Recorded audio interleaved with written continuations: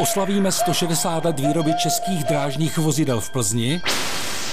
Dáme si dostaveníčko s prototypy lokomotiv a motorových vozů. A poslali jste nás s Courákem do Petrohradu.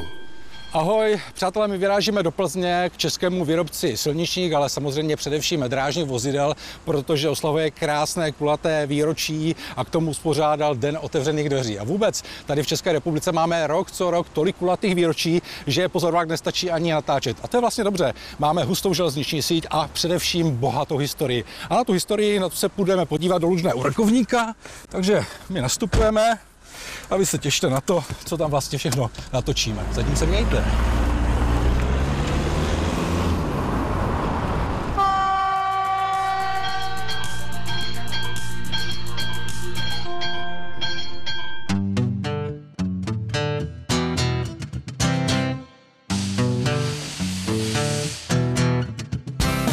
Škodovka ale v letošním roce slaví 160 let od svého založení a k této příležitosti opět po 5 letech Škodovka otvírá své brány široké veřejnosti, tak, aby se mohli podívat a seznámit se minulou i současnou produkcí Škoda. A lidí se přišlo do areálu Škoda Transportation v onen sobotní den podívat kolem 20 000.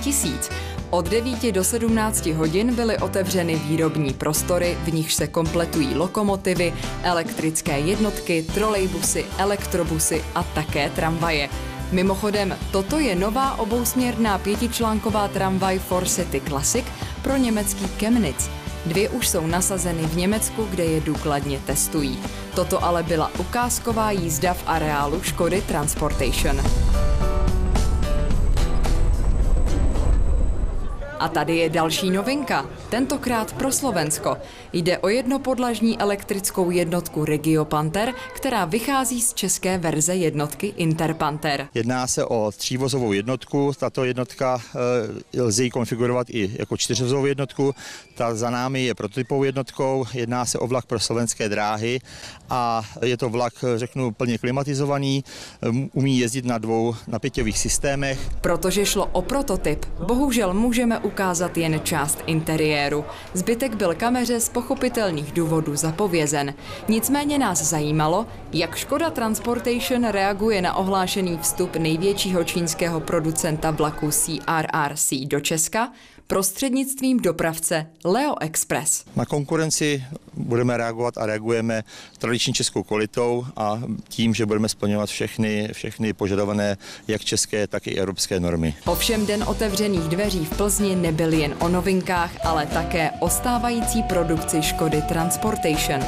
Tady už přijíždí protokolární vlak z VIP hosty akce v podání Interpantheru tažený malým legem, tedy lokomotivou řady 704, protože na vlečce není trakční vedení. A toto už je Regio Panther pro Plzeňský kraj, který byl v obležení příznivců železnice porovnávajících rozdíly mezi Inter a Regio Panthery. Kdo byl pozorný, mohl obhlédnout také část patrové jednotky NIM Express pro Bavorsko. A než zabrousíme do veřejně přístupné historie produkce Škody Transportation, všímaví návštěvníci mohli přes plot zahlédnout prototyp asynchronní lokomotivy 85E0 s přímým pohonem dvojkolí bez převodovky. Snad se dočká znovuzrození a bude těšit nás, příznivce železnice. Historie v provozním stavu ale nechyběla. Lidé si mohli detailně prohlédnout zatopenou 7 nebo chcete-li šlechtičnu 475-111 z roku 1947. A nebo se co hodinu projet parním historickým vlakem taženým lokomotivou 313-902 z roku 1949. Jsem tady chvilinku, ale zatím je to super.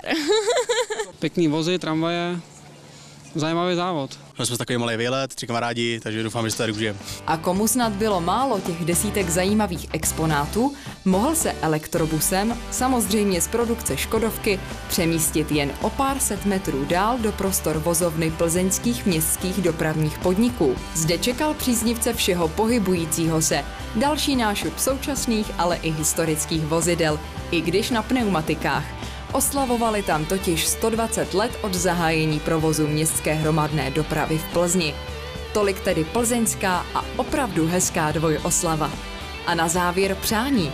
Snad se dveře Škody Transportation příště otevřou dříve než za 5 let.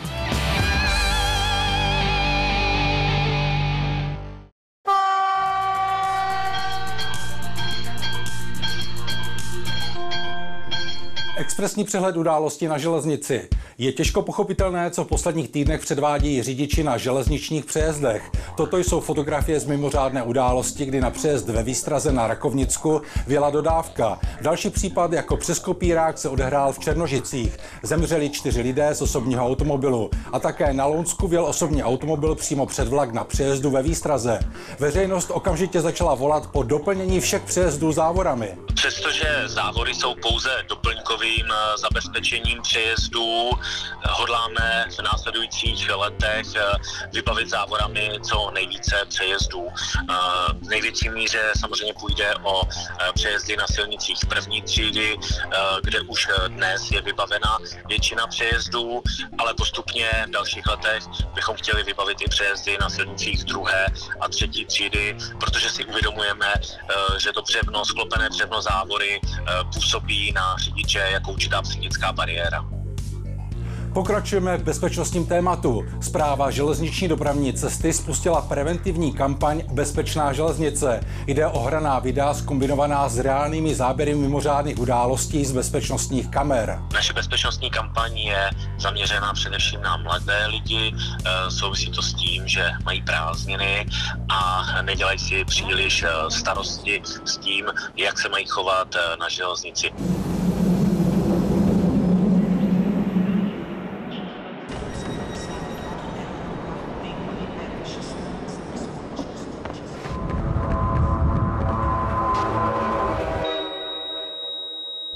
Nicméně kampaň se také zaměřila na nepochopitelné chování řidičů, dokonce i profesionálních na přejezdech ve Výstraze.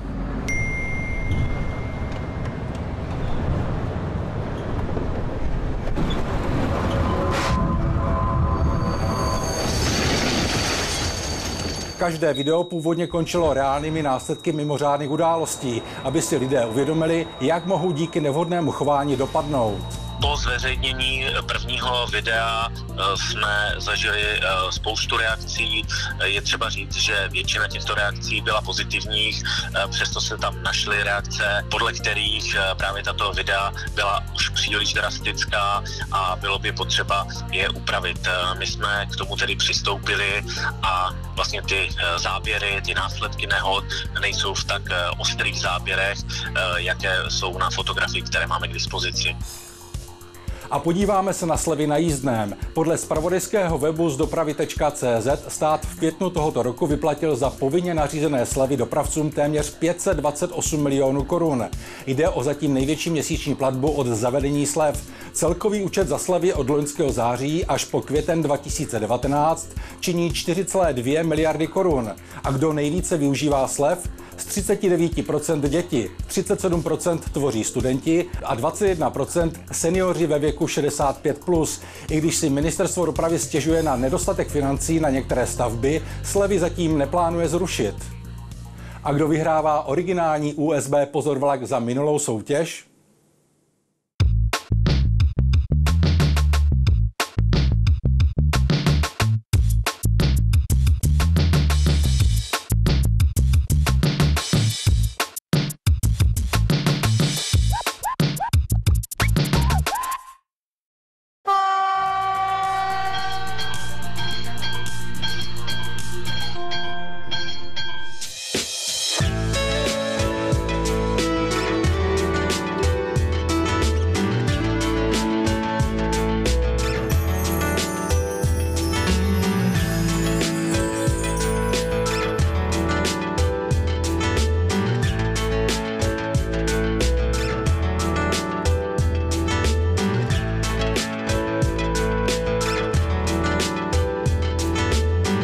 Poslední červnový víkend letošního roku připravilo Železniční muzeum Českých drah vlastně druhou nejvýznamnější letošní akci, a to je setkání prototypů motorové trakce.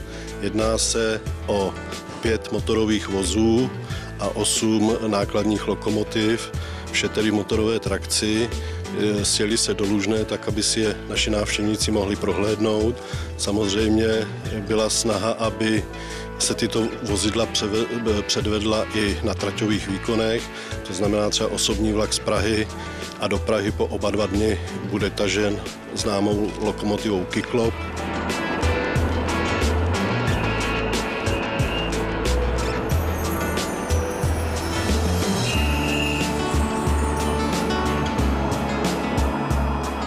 Dále na spěšných vlacích do Jirkova se předvede v našich končinách neznámý motorový vůz 850.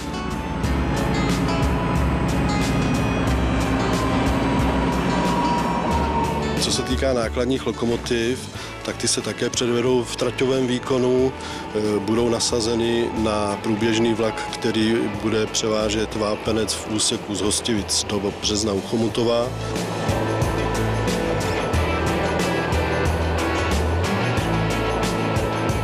Co se týká účastníků setkání, tak si myslím, že mezi nejzajímavější patří motorový vůz Stříbrný šíp. Je to unikátní vozidlo, svědek vysokého umu našich stavitelů kolejových vozidel. Dalo by se říct, že jeho design je nadčasový a v mnoha případech se dá říct, že je vzorem i současným designérům.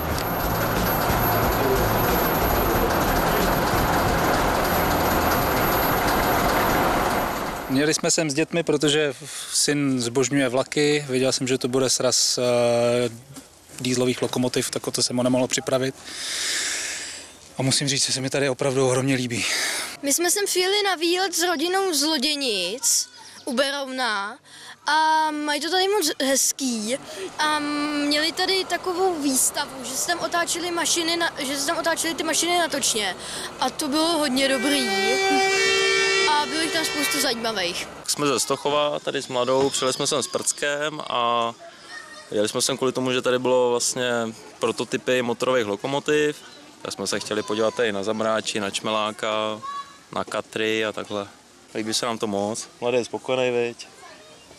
Tak jo. Já. Byl to prostě pěkný kus vedle pěkného kusu.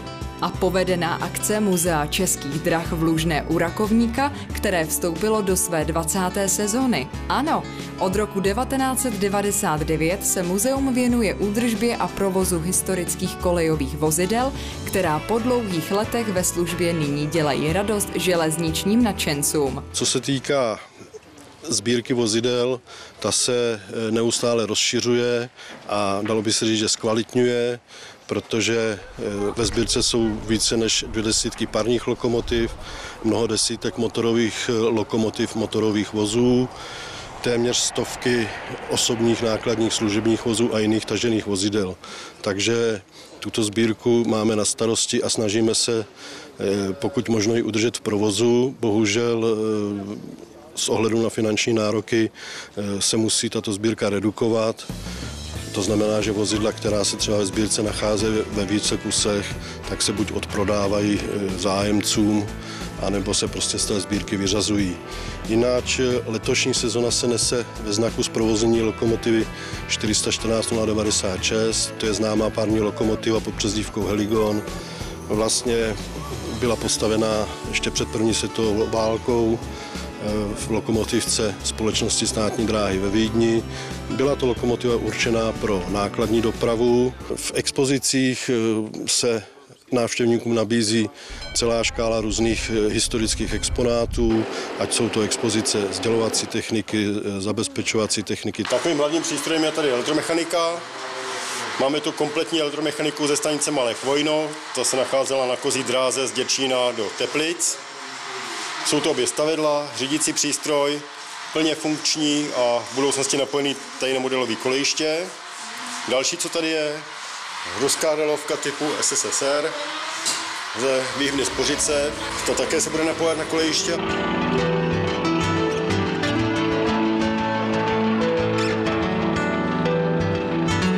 Prostě a jednoduše do Muzea českých drah v Lužné u Rakovníka stojí za to vyrazit a strávit zde parádní den. Když bychom to tu měli k něčemu přirovnat, Je to v podstatě ráj pro nás praštěné kolejnicí. A nutno zdůraznit, že to neříkáme jen my z redakce magazínu Pozor vlak, ale také návštěvníci, kteří se rádi vracejí. Jezdíme sem často a moc se nám tady líbí. Jsme spokojení, je tady na co koukat, co vidět. Nejvíc se mi tady líbí hodně vlaků. Nejvíc.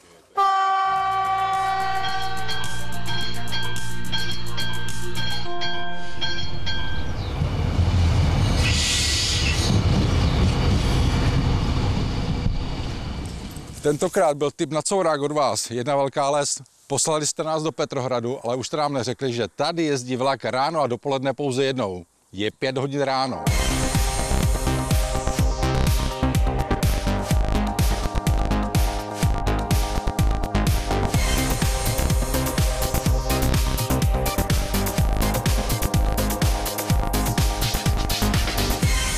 Ano, malý fórek. Toto byl ruský Petrohrad s 5 miliony obyvatel. My jsme ale s courákem vyrazili do českého Petrohradu s 660 obyvateli na trati číslo 160, pro jejíž vybudování byla v roce 1870 udělena koncese a záhy byla postavena.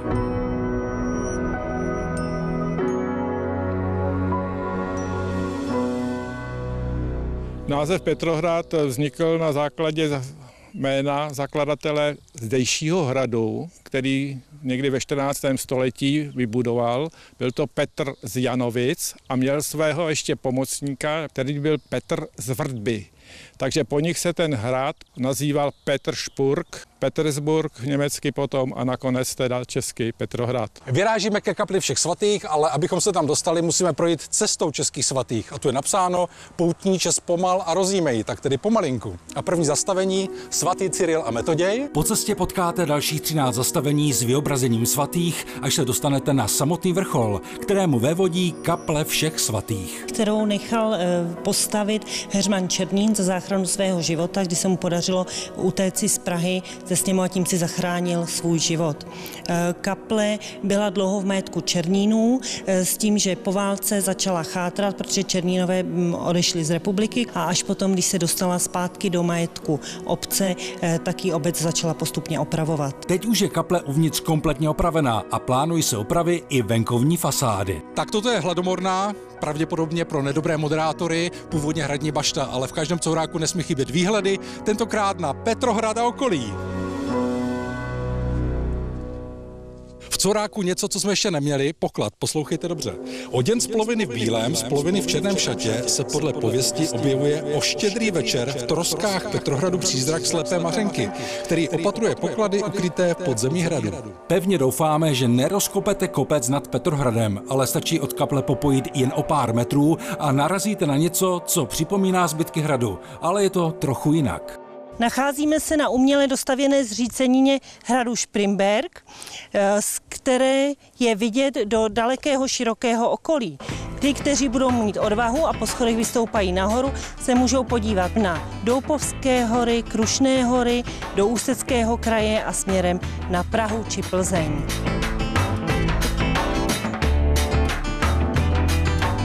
Zatímco vy se kocháte pohledy, my jsme se přemístili k památnému mohutnému dubu, na který je Petrohrad právem pyšný. Přátelé, se svým obvodem dosahujícím téměř 9 metrů patří k nejmohutnějším exemplářům dubu letního v Čechách. A protože jsme na hranici háje Petra Bezruče, i tam nakoukneme na legendární obří žulové balvany a míříme si to do zámku Petrohrad.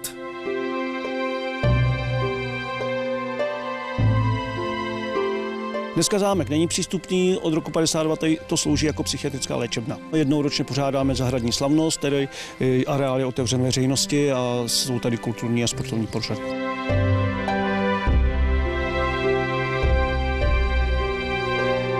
Ano, vždy v červnu v rámci zmiňovaných slavností máte šanci vidět krásné interiéry zámku z druhé poloviny 17. století, který si nechal Jaroslav Lipštejnský z Kolovrat vystavět poté, co hrad nad obcí spustl. Mimochodem, když zámek koupili Černínové, začali tu jezdit zajímaví lidé. Třeba tady studoval ve Černínské knihovně, která bohužel za první světové války shořela, František Palacký. Ladislav Rieger tady byl, ano, ty tady působili a další badatelé. A teď si možná kladete otázku, a jak se tedy dostat do Petrohradu v rozumnou dobu a ne ráno v 5? Místní radí vystoupit v sousedním městečku Kryry a dojít těch pár kilometrů, ale předtím doporučují navštívit tamní Schillerovu rozhlednu. Tato rozhledna byla postavena v roce 1905 až 1906 na místě, kde stál hrad Kozihrady a má nadmořskou výšku 383 metrů. Tato rozhledna potřebovala 95 000 cihel, 60 fut písku, 15 fut žulového kamene a na kostelní vrch dopravilo 298 koňských potahů. A když jste šikovní jako já a vyběhnete 5 kamenných a 122 dřevěných schodů, dostanete se do výšky 27 metrů, i když samotná rozhledna má až 29 metrů. No a když je pěkné počasí, tak vidíte tu na Klínovec, tu do Plzně 54 km, tady 80 km Praha a zde 32 km Chomutov. A nakonec to courání po Petrohradu a okolí bylo báječné, co říkáte, ale pro lepší dopravní spojení se vracím domů ze stanice Kryry a čekám tady na Janičku. A abych nepřišel do řeči, tak pozor, Janička je přezdívka motoráku. Tak jo, posílejte nám další tipy na couráky na pozorvlak@azd.cz.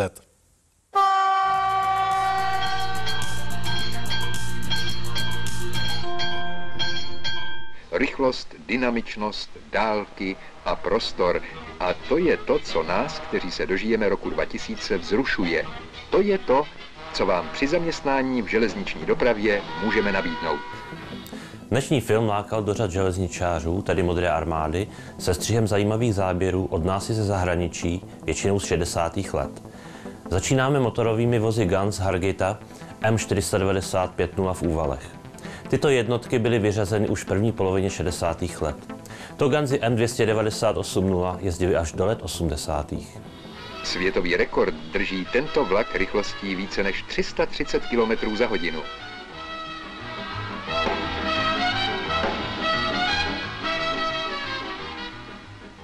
Špičkovou technikou je turbínový vlak, který jede rychlostí přes 200 km za hodinu.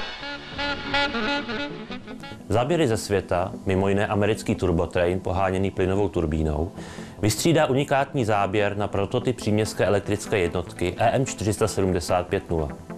Z prototypu vzešly legendární pantografy.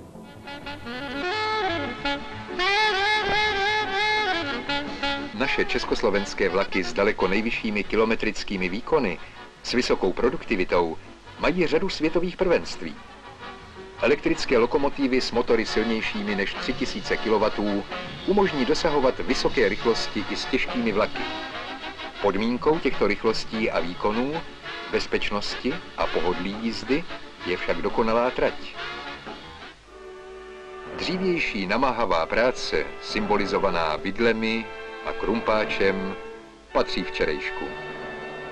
Na výstavbu a údržbu tratí jsou stále více používány naše i zahraniční složité mechanismy a zařízení. Lidé kolem všech zařízení jsou traťovými strojníky s vysokou kvalifikací mechaniků a údržbářů. Bez demontáže zvedají a odvážejí celá mnohametrová kolejová pole. Trať automaticky čistí a koleje znovu pokládají. Teď tu máme novinku 60. let. Sovětský balasťor, čističku štěrkového lože systému Dragavcev. Následující záběry zůstanou bez komentáře, protože se s nimi ještě setkáme. Jsou o dost starší než ty ostatní. Tak vypadaly slavnostní zahajovací odjezdy vlaků v době, kdy železnice byla projevem a podmínkou hospodářského rozvoje. Parní lokomotiva je symbolem technického pokroku a konstruktérského umění. Její odjezd je obřadem. Elegance strojvedoucího po dobu slavnosti však byla v rozporu s těžkou a namáhavou prací všedních dnů. Teprve nové parní lokomotivy, elegantní a jednoduché, odstranili to nejnamáhavější. Zůstalo jim však jedno, hřmot a kouř jako projev síly, ale také malá hospodárnost a neúčinnost. Symbol železnice přechází jinam, na moderní elektrickou lokomotivu táhnoucí tisícitunové vlaky, na elektrické lokomotivy svázané se zdroji své energie kilometry trolejového drátu, péče o výstavbu a údržbu trolejového vedení Je svěřena pracovníkům, kteří jsou elektrotechniky se značnými teoretickými i praktickými zkušenostmi. Jejich zručnost, rychlost a odvaha je podmínkou nepřerušovaného provozu železnice. Toto je Mandelinka. Vozítko pro opravu tračního vedení, které vzniklo rekonstrukcí motorového vozíku Tatra VM 1452.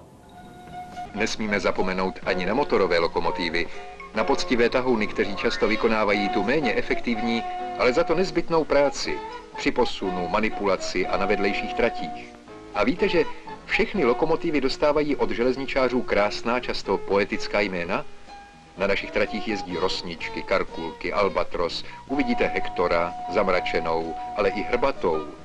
Možná, že váš vlak táhl Papoušek, nebo jste seděli v Hurvínkovi. Každý den se v celé republice naloží a vyloží více než 20 000 vagónů.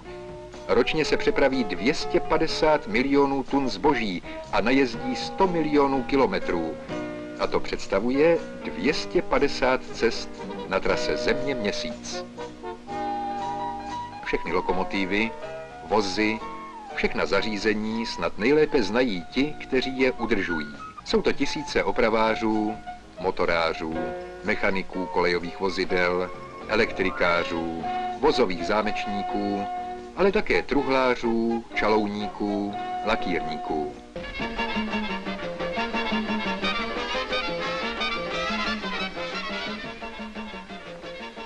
A v potu tváře a služební čepice se císařský a královský výpravčí jde podívat, jak řídí dopravu jeho dnešní následník. Práci výpravčích by asi nepoznal. Řídící panely, automatické stavění vlakové cesty, kontrola odjezdů a příjezdů vlaků průmyslovou televizí. Také dálnopis a železniční dispečerská telefonní síť potvrzují zásadu, že bez dokonalého spojení není možné ani dobré řízení. Napadlo vás někdy ve vlaku, že třeba právě v tom okamžiku se strojvedoucí dorozumívá radiotelefonem s dispečerem, který kontroluje dopravu na desítkách kilometrů tratí? Že před lokomotivou už nemusí běhat muž s červeným praporkem, jak tomu bylo za železničního pravěku, to víme. Méně známé už je, že znaky návěstidel, semaforů se přenášejí také na stanoviště lokomotivy. Jestliže je strojvedoucí z jakéhokoliv důvodu přehlédne, zařízení vlak samočinně zastaví. Aby stačil současným požadavkům, musel by být dřívější výhybkář, hradlař nebo signalista, především lehkým atletem. Dnes tyto práce řeší telefonem a hlavně o ním pověstným mačkáním tlačítek dálkového ovládání. Z takových stanovišť se řídí dopravní práce na seřaďovacích nádražích. Ano, ta dívka zastavuje 30-tunový nákladní vůz.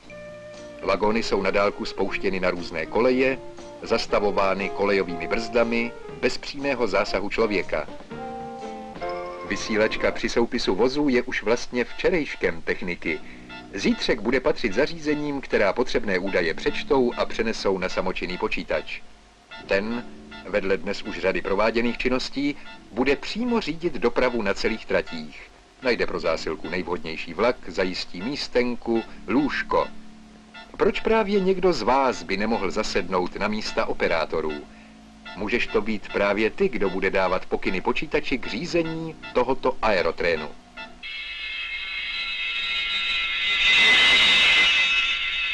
Fantazie? Vůbec ne, jen ukázka perspektiv a možností dopravy.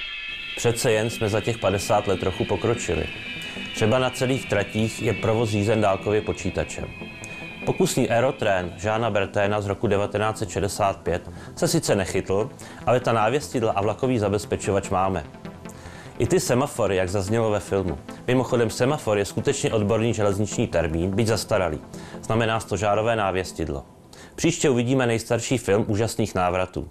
Jedna dráha v něm bude otevřena a jedna bude slavit výročí.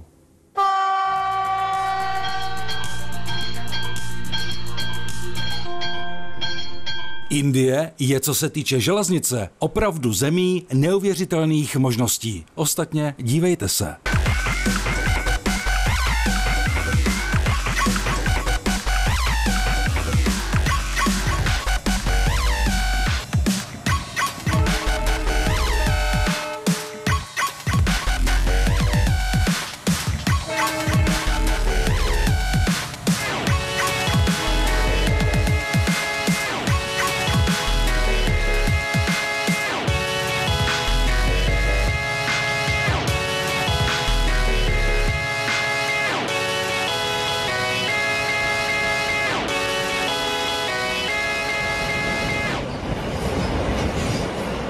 Tak jo, jsme v závěru tohoto vydání magazínu Pozor vlak a máme pro vás tradiční soutěž. Ptáme se na otázku, ve kterém roce bylo otevřeno ČD muzeum v Lužné u Rakovníka. Pokud víte správnou odpověď, tak ji pište na adresy uvedené na obrazovce, a to do 15. srpna 2019. Jo, o co hrajeme? O 3 originální USB Pozor vlak.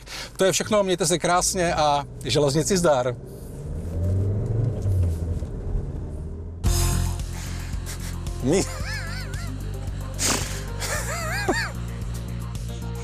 Já jsem taky svatý. Svatý Jiří. Ale už je sluníčko, takže si to uprav a pojďme na to. Tentokrát byl od vás tip na courák do Petrohradu. Jedna velká lest, protože jste nám neřekli, že tady jezdí vlak. A když jste šikovní jako já a vyběhnete 5 kamenných a 122 dřevěných schodů, dostanete se do výšky 27 metrů, i když samotná rozhledna má až 29 kilometrů. Metru.